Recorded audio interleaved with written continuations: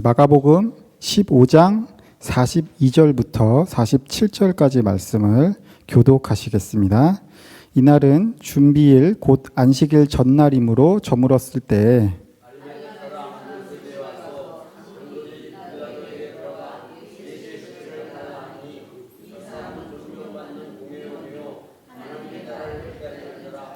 빌라도는 예수께서 벌써 죽었을까 하여 이상히 여겨 백부장을 불러 죽은 지가 오래냐 묻고 요셉이 세마포를 싸서 예수를 내려다가 그것으로 싸서 바위 속에 판 무덤에 넣어두고 돌을 굴려 무덤 문에 놓음에 마리아와 요셉의 어머니 마리아가 예수 둔 곳을 보더라. 아멘. 예수님께서는 우리 시간으로 오전 9시에 십자가에 달리셨습니다. 우리 시간으로 오전 9시경입니다. 그리고 12시가 되자 가장 밝은 시간이죠, 그때가. 근데 그때 정오의 시간에 온 땅에 어둠이 내려옵니다. 그리고 대략 오후 3시경 정도에 숨을 거두셨습니다. 오늘 본문을 보시면 42절에 보시면 저물었을 때라는 말로 시작이 됩니다. 그래서 저물었을 때라는 말은 대략 오후 4시에서 6시 정도 되는 시간이고요. 바로 그때 아리마대 사람 요셉이 와서 빌라도에게 예수님의 시체를 달라고 요구하는데 어떻게 요구했다고 나오죠? 당돌하게. 당돌하게 예수님의 시체를 달라고 요구합니다. 아리마대는 지역 이름이고요. 예루살렘에서 35km 정도 떨어진 지역입니다. 당돌하게가 무슨 뜻입니까? 당돌하게.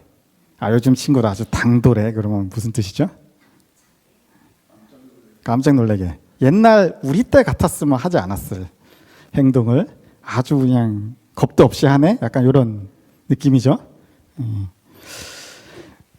예수님의 시체를 요구한 아리마대 요셉의 요구는 그러니까 겁도 없이 자신의 불이익이 올지도 모르는 상황에서 요구를 했다는 것입니다.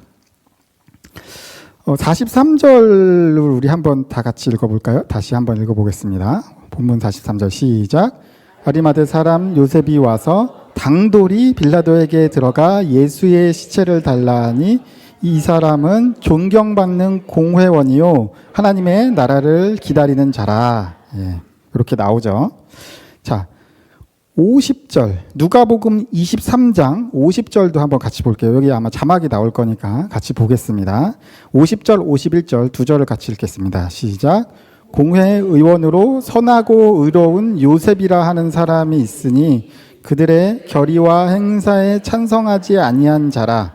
그는 유대인의 동네 아리마대 사람이요 하나님의 나라를 기다리는 자라.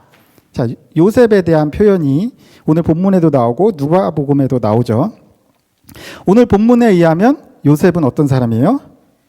일단 존경받는 공회원이자 하나님의 나라를 기다리는 자다. 이렇게 나오죠. 존경받는. 여러분들 존경받으세요? 어떠세요? 여러분들은 그 주변에서 존경받는 사람이십니까? 존경받는다는 게 생각보다 쉬운 일이 아니죠.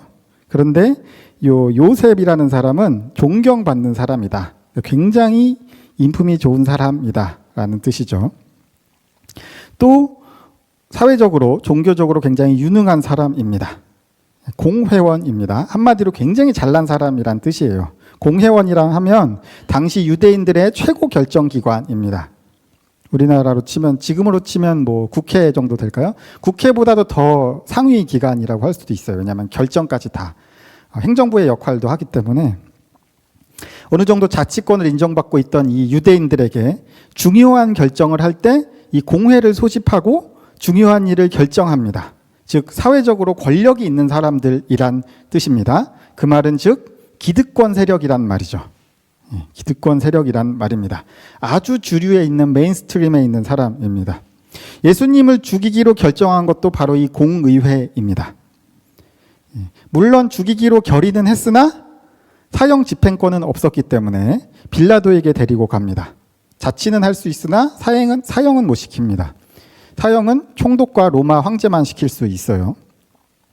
그리고 죽이기로 결의한 것이 공의회고 요셉은 그 공유의 의원이었는데 조금 전에 읽어본 누가복음에 의하면 요셉은 거기에 찬성하지 않은 사람이다. 이렇게 나옵니다. 그리고 요셉을 표현하는 또 한 가지 말이 더 있습니다. 그게 뭐입니까? 누가복음에도 나오고 마가복음에도 나오는데 그것이 바로 뭐냐면 하나님의 나라를 기다리는 자라. 여러분들은 하나님의 나라를 기다리는 자들입니까? 그죠? 하나님의 나라를 다 기다리는 자들이죠. 이 얘기는 무슨 얘기예요? 예수님의 제자란 소리입니다. 예수님의 제자더라. 종합해보자면 인품이 좋고 능력도 좋고 사회적으로 높은 위치에 있고 메인스트림 아주 주류에 있는 기득권 세력인데 동시에 예수님의 제자였다라는 말입니다. 여러분 이게 사실은 굉장히 이상한 말이에요. 주류에 있고 당시 기득권인데 예수님의 제자다. 이게 완전히 상충되는 말입니다. 왜냐하면 예수님은 성경 내내, 사복음서 내내 늘 기득권들과 싸우세요. 당시에 힘을 잡고 있던 바리새인들, 대제사장들, 서기관들 이런 사람들하고 늘 싸웁니다. 그리고 예수님의 제자라는 사실이 알려지면 사회적으로 또 불이익을 받게 돼 있습니다. 요한복음 9장 22절도 우리 다 같이 한번 읽어보겠습니다. 자, 읽겠습니다. 시작. 그 부모가 이렇게 말한 것은 이미 유대인들이 누구든지 예수를 그리스도로 시인하는 자는 출교하기로 결의하였으므로 그들을 무서워함이러라. 자, 요 에피소드가 뭐냐면 예수님이 맹인의 눈에 진흙을 바르고 실로암으로 가서 씻으라고 하는 그 에피소드예요. 그러니까 예수님이 붙잡히시기 전 이야기죠. 그리고 그 맹인이 어떻게 돼요? 그렇죠. 눈을 뜨죠. 그래서 바리새인들이 그 맹인의 부모를 불러요. 이 맹인이 어떻게 눈을 뜨게 된 거냐라고 묻자 이 맹인의 부모가 어떻게 해요? 무서워가지고 모르겠습니다 그래요. 나는 모르겠네요 그래요. 난 모르겠으니까 내 아들이 이미 지금 성인이니까 아들한테 가서 물어보시오. 나한테 물어보지 마세요. 그래요. 왜 그래요? 출교를 당할까 봐. 예수님이 고쳐줬다는 얘기를 못하는 거예요. 여러분 출교를 당한다라는 게 무슨 뜻이냐. 유대인으로서 출교를 당한다는 것은 사회적으로 완전히 매장된다는 뜻입니다. 아무런 사회적 활동도 할 수가 없고 유대인으로부터 그 어떤 도움도 받을 수가 없습니다. 유대인들은 같은 유대인들이 아니면 아주 특별한 경우가 아니면 말도 하지 않거든요. 그런데 출교를 당했다는 것은 이방인이 된다는 소리예요. 그러니까 사회적으로 완전한 왕따가 된다는 이야기입니다. 상점에 가서 물건 하나 사는 것조차 어려워져요. 어떠한 경제활동도 할 수 없고 어떠한 사회적인 활동도 할 수가 없습니다. 그게 출교예요. 중국 사람들이 왜 그렇게 이 선교가 어려운가? 특히 화교들은 우리가 전도를 할 수가 있잖아요. 중국 내에서는 전도가 금지되어 있지만 근데 화교들도 그렇게 전도가 힘든데 왜 그러냐면 이 사람들은 그 집안 중심으로 움직여요. 제가 미국에 있을 때도 대만 친구가 한 명 있었어요. 대만 친구예요. 대만 친구인데 너 나중에 뭐 하냐 그랬더니 자기는 집에 돌아가서 가업을 이어야 된대요. 여자인데 그러니까 가업을 잇는다는 게 아니라 집안일을 도와야 된대요. 집안일. 그 집안일을 도와? 뭐 가정 살림하냐 그랬더니 그게 아니고 집안에 사업체가 있는데 자기가 여기서 공부를 마치면 여기 있는 게 아니고 무조건 다시 대만으로 돌아가서 그 가족 사업을 도와야 된다는 거죠.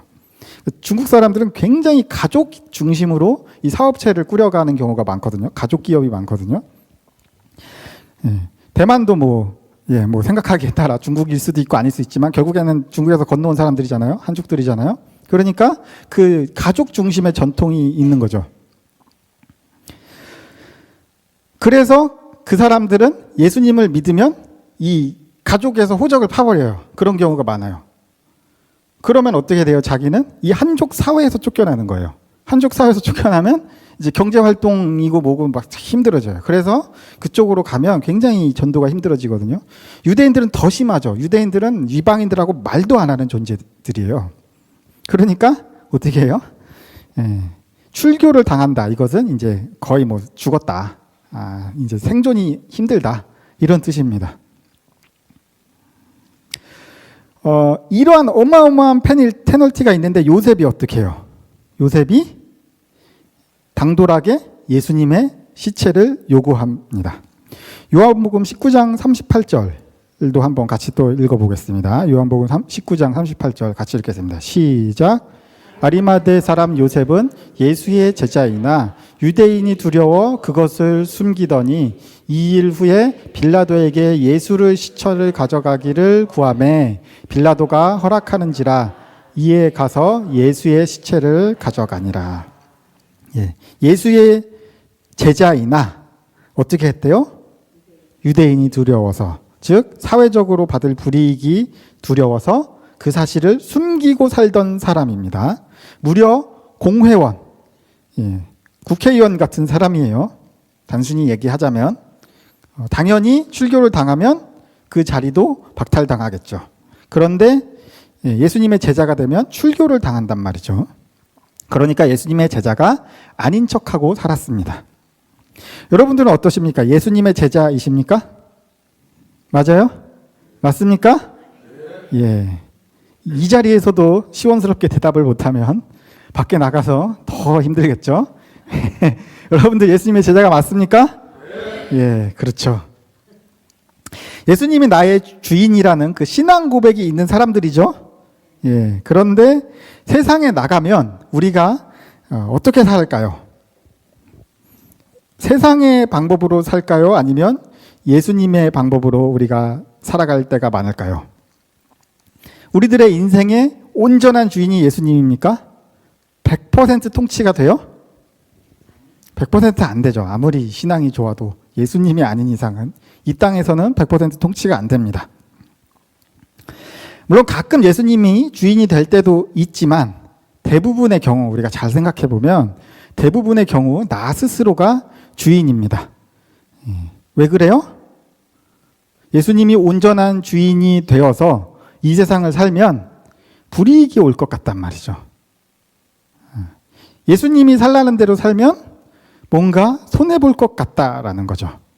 예수님이 뭐라고 하셨어요? 왼손이 하는 일을 오른손이 모르게 해라. 이게 무슨 얘기예요? 착한 일을 하고도 생색내지 마라. 좋은 일을 하고도 생색내지 말란 얘기죠, 이게. 뭐 왼손 오른손 이렇게 따로 움직이라는 게 아니고, 그죠? 그런데 우리는 착한 일을 하고 좋은 일만 하면 너무 생색내고 싶죠. 동네방네 어떻게 신문에 광고라도 하고 싶죠. 왜요? 다른 사람이 좀 알아줬으면 좋겠잖아요. 그래야 또 이득이죠, 나한테. 기껏 착한 일 열심히 힘들게 하고 다른 사람이 몰라주면 오히려 손해죠, 내 인생에. 예수님이 또 말씀하셨습니다. 이웃을 사랑해라. 얼마나 이웃을 사랑하십니까? 충분히 사랑하세요? 내 아파트 팔아서 어려운 사람 도와줄 수 있습니까? 못 도와주죠. 왜 그래요? 세상에 그런 막심한 손해를 감당할 수가 없죠. 다 그렇게 퍼주면 뭐 먹고 살아요, 나는. 나도 먹고 살아야 되는데. 내 자식들 먹고 살아야 되는데. 그렇게 해갖고 어떻게 살아요? 이렇게 된단 말이죠. 우리는 예수님의 제자인데, 제자면 예수님의 가르침을 배우고 따르는 사람인데 세상에서 불이익을 받을까봐 예수님의 가르침대로 제대로 못 산단 말이에요. 아리마대 요셉도 그랬다는 거예요. 불이익을 받을까봐 예수님의 제자인 것을 숨겼다는 것입니다. 그리고 아리마대 사람 요셉이 오늘 본문에서 어떻게 해요? 공개적으로 빌라도를 찾아가서 예수의 시체를 달라고 당돌하게, 아주 좋은 단어죠. 당돌하게 요구합니다. 원래 십자가형에 처해지면 십자가에 달린 그대로 새가 쪼아 먹도록 내버려 두거나 또는 그냥 구덩이에 대충 던져놔서 들짐승들이 뜯어먹게 합니다. 장사를 지내지 않습니다. 못 지냅니다. 왜? 대체로 십자가형을 받은 사람들이 어떤 사람들이냐면 반역을 저지른 사람들입니다. 국가 반역을 저지른 사람들이에요.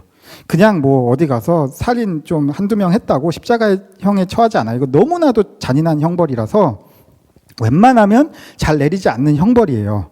그러니까 빌라도도 황당하죠. 별 죄도 없는 사람을 끌고 와서 십자가형에 처하라고 때를 쓰니까 반역도들을 주로 십자가형에 처합니다. 본보기로 반역을 다시 일으키지 못하도록.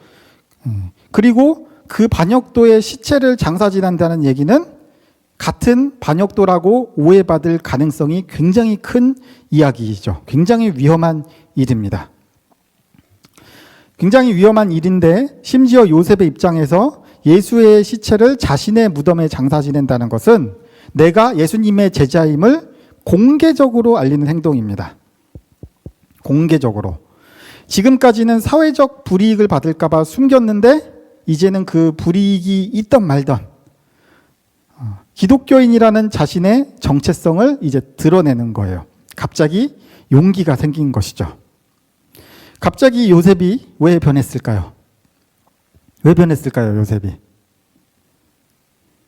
그것은 바로 요셉이 십자가를 경험했기 때문입니다.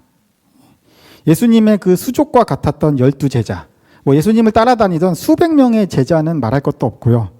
정말 예수님의 그 수족과도 같았던 12제자는 거의 다 도망갔습니다. 그런데 아리마대 요셉은 놀랍게도 도망가지 않고 십자가를 경험하는 것입니다. 그리스도의 죽음이 이 애매한 신앙을 가지고 있던 요셉을 변하게 만든 것입니다. 또 한 사람, 예수님의 십자가를 경험한, 죽음을 경험했던 사람이 성경에 한 사람 더 나오는데요. 누굴까요? 바로 백부장입니다. 백부장. 유대인도 아니고 로마의 군인이었던 백부장이 뭐라고 고백해요?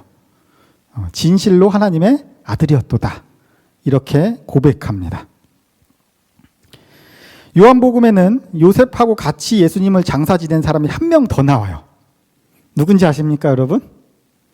그 이름도 유명한 니고데모입니다. 많이 들어보셨죠? 니고데모. 자, 요한복음 19장 39절을 한번 또 읽어보겠습니다. 시작. 일찍이 예수께 밤에 찾아왔던 니고데모도 물약과 침향 섞은 것을 100리트라쯤 가지고 온지라. 예. 니고데모가 어떤 사람입니까? 일찍이 밤에 찾아왔던 니고데모. 요한복음 3장에서 예수님을 찾아왔는데 몰래 왜? 사회적인 지위가 높은 유대인이므로 몰래 밤에 찾아와서 당신은 하나님이 보낸 선생님입니다. 이렇게 고백했던 사람이에요. 그러니까 예수님이 니고데모에게 뭐라 그래요? 거듭나야 된다? 이렇게 말하니까 니고데모가 어떻게 사람이 어머니 뱃속에 다시 들어갔다 나옵니까? 이렇게 이해를 못하고 다시 돌아가는 장면이 나오는 바로 그 니고데모입니다. 그리고 요한복음 7장 45절 이하에 다시 또 한번 등장을 해서 예수님 편을 드는 발언을 해요. 그리고 또 19장, 방금 전에 우리가 읽은 19장에 등장해가지고 예수님하고 같이, 요셉하고 같이 예수님을 장사 지냅니다. 니고데모도 처음에는 예수님의 말을 이해하지 못했어요. 그런데 그동안 계속 예수님을 경험하고 그리고 십자가를 경험하고 그 인생이 변화된 것입니다. 둘 다 유대인으로 굉장히 상류층이고 지도층이었지만 변화된 사람들이 바로 이 두 사람인 것입니다. 예수님의 삶은 어떤 삶이냐면 하나님의 말씀이 이루어지는 과정이 그대로 나타나는 삶이라고 할 수가 있습니다. 구약에 나온 예언들이 예수님의 인생을 통해서 그대로 이루어지는 인생을 예수님은 사세요.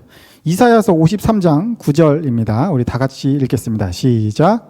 그는 강포를 행하지 아니하였고 그의 입에 거짓이 없었으나 그의 무덤이 악인들과 함께 있었으며 그가 죽은 후에 부자와 함께 있었도다. 아멘.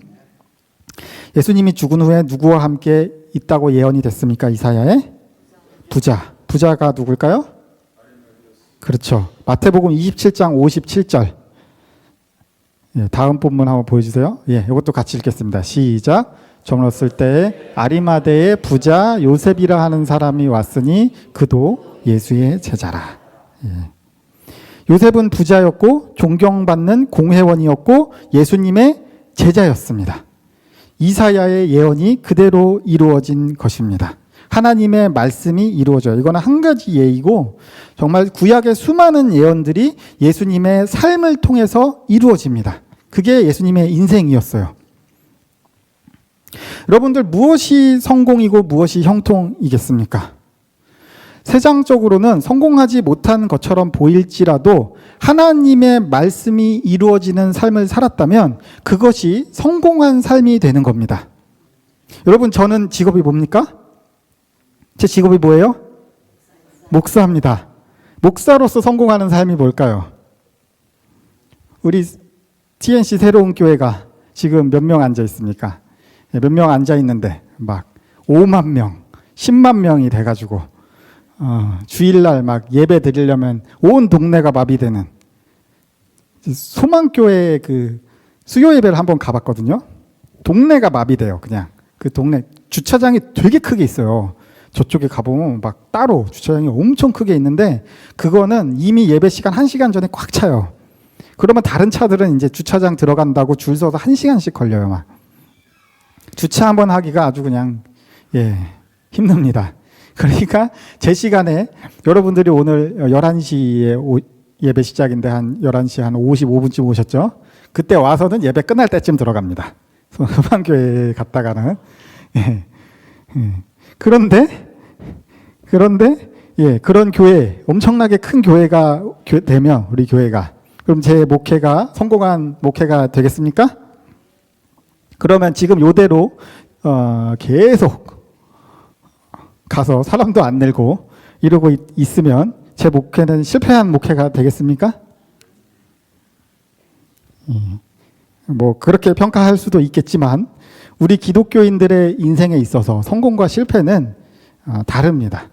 왜 달라요? 우리에게는 죽은 이후에 갈 곳이 있기 때문입니다. 그것 때문에 그런 거예요. 이 세상에서 성공과 실패는 물론 좋지만, 성공하면 매우 좋지만 그렇게까지 중요하진 않아요. 왜? 이건 잠깐이잖아요. 잠깐. 정말 나중에 우리가 하나님 나라 가서 생각해보면 요거는 눈 감았다 뜰 깜빡할 정도의 시간도 안 될걸요? 굉장히 비중이 작은 거예요. 사실은. 그렇게 중요하지 않다는 거죠. 이 세상에서 내가 성공하냐 실패하냐는. 우리 인생에 있어서 성공한 삶이란 두 가지가 있습니다. 첫 번째는 죽은 이후에 내가 천국에 간다면 그거야말로 성공한 인생입니다. 그거 말고는 더 좋은 성공이 없어요. 그거 못하면 더 큰 실패가 없어요. 죽은 이후에 천국에 못 가면 어떡할 거예요? 이제 끝이에요. 끝입니다. 끝. 되돌릴 수가 없어요. 평생을 이제 지옥에서 땔감이 돼가지고 살아가는 겁니다. 지옥불 땔감이 돼가지고 지옥불 장작불이 돼서 이제 살아가는 거예요. 두 번째, 우리 인생의 성공한 삶. 두 번째는 뭐예요? 바로 이 땅에서 살아가는 동안 천국 가기 전에 내 인생을 통해서 하나님의 계획이 이루어진다면 그것이 바로 성공한 인생입니다.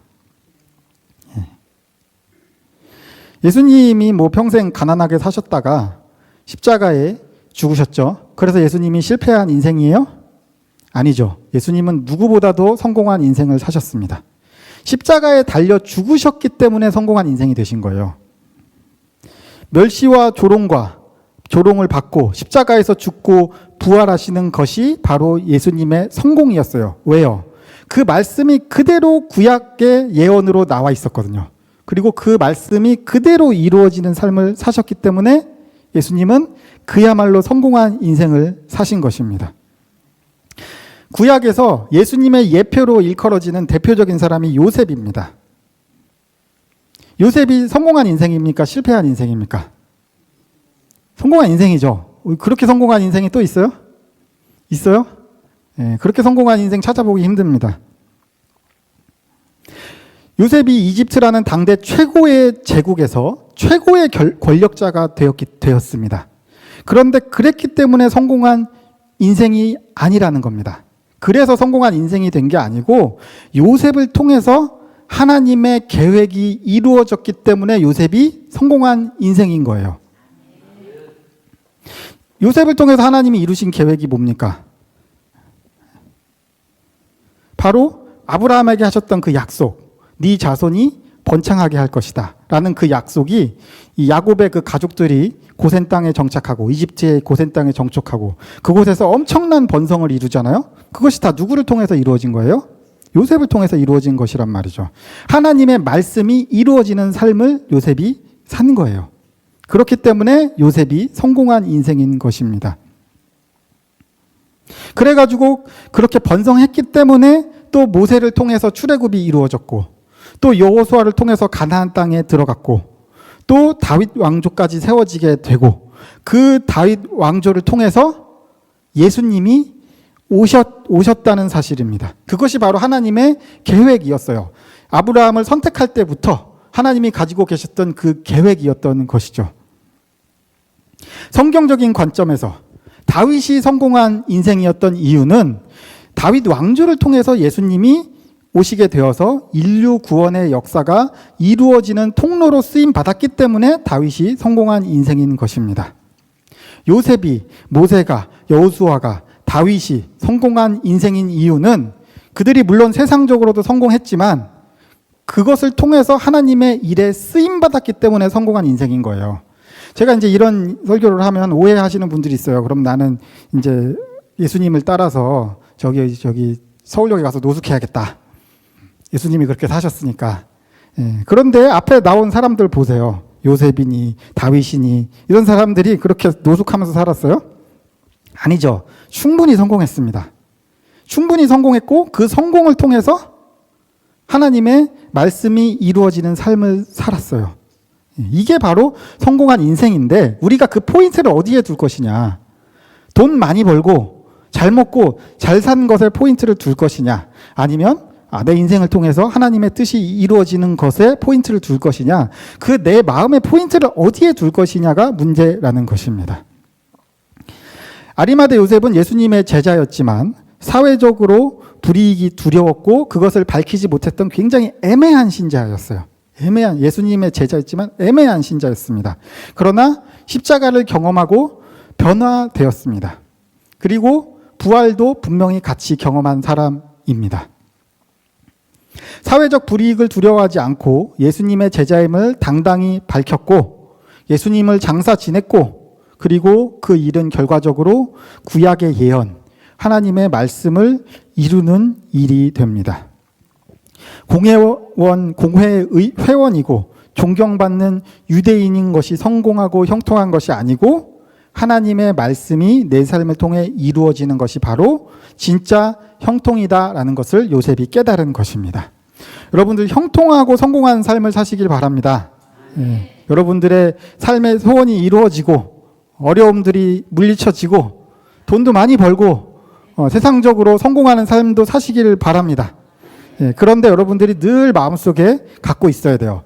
형통하고 성공한 삶이란 내가 이렇게 세상적으로 잘 나가고 잘 먹고 잘 사는 삶이 아니고 하나님을 통해서 내 삶을 통해서 하나님의 뜻이 이루어지는 삶이구나. 그래서 여러분들의 삶을 통해서 사람들이 한 영혼이라도 구원받는다면 그것이 바로 여러분들의 삶의 성공인 것입니다. 그러니까 우리가 좌절할 필요도 없어요. 나는 왜 성공하지 못했을까? 제가 전에도 얘기했지만 사회적으로 성공했다고 신앙이 좋은 것도 아니고 사회적으로 실패했다고 신앙이 나쁜 것도 아니에요. 그거는 신앙과는 상관이 없는 일이에요. 단지 하나님에게 어떤 방식으로 쓰임 받는가. 여러분들의 삶을 통해서 여러분들이 성공했든 못했든 여러분들의 삶을 통해서 누군가 구원받는다면 또 하나님의 나라가 그만큼 확장된다면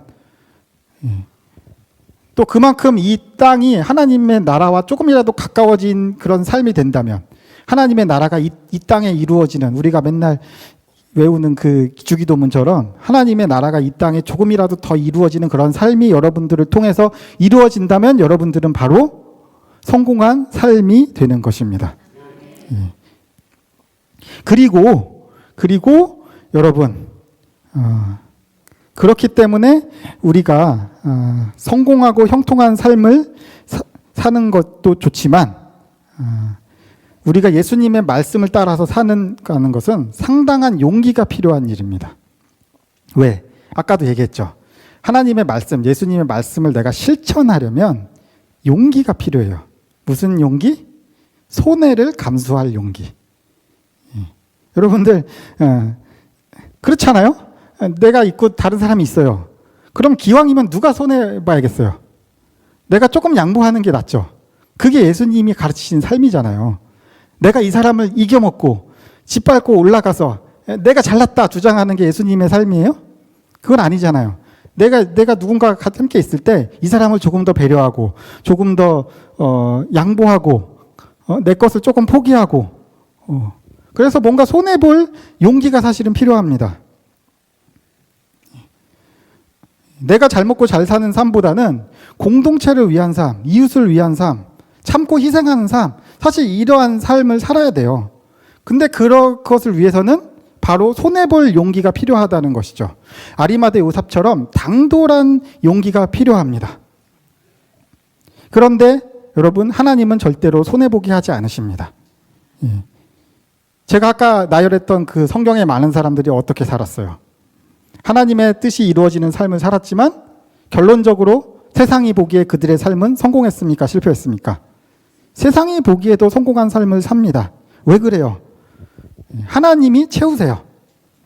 내 능력으로 인생을 성공하고자 하면, 내 능력으로 나의 여러 가지 어려움들을 이겨내고자 하면 내 능력까지밖에 못해요. 딱 내 능력만큼만 할 수 있습니다. 그렇게 능력이 좋으세요?